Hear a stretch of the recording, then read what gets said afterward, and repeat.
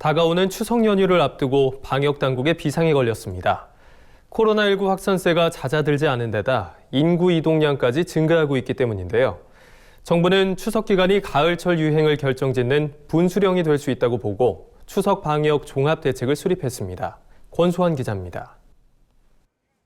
정부가 오늘부터 10월 11일까지 2주를 추석 특별 방역 기간으로 정하고 사회적 거리 두기 2단계 조치를 일부 강화하기로 했습니다.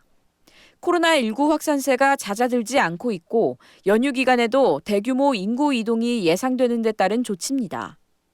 정부는 먼저 고향 방문이나 여행 등을 자제하도록 권고하고 벌초로 인한 이동을 줄이기 위해 벌초 대행 서비스를 확대합니다.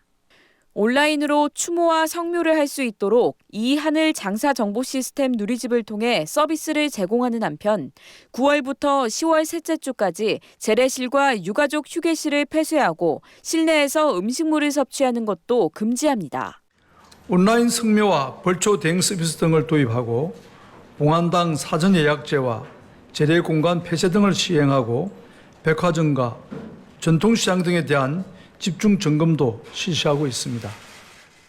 대중교통의 밀집도를 낮추기 위해 철도는 판매 비율을 50%로 제한하고 명절 기간 고속도로 통행료를 유료로 전환해 이동량 감소를 유도합니다. 이와 함께 전국적으로 실내 50인, 실외 100인 이상 집합 금지 조치가 유지됩니다. 결혼식 등을 비롯해 추석맞이 마을잔치나 지역 축제도 포함됩니다. 집합 금지를 위반할 경우 300만 원 이하의 벌금이 부과되며 확진자가 발생하면 치료비나 방역비에 대한 구상권이 청구될 수 있습니다. 수도권 내 20석을 초과하는 규모의 음식점과 카페는 테이블 간 1m 거리 두기를 유지해야 하고 전국의 PC방에서도 좌석을 한 칸씩 띄어 앉아야 합니다. 단 PC방 내부에서의 취식은 허용됩니다.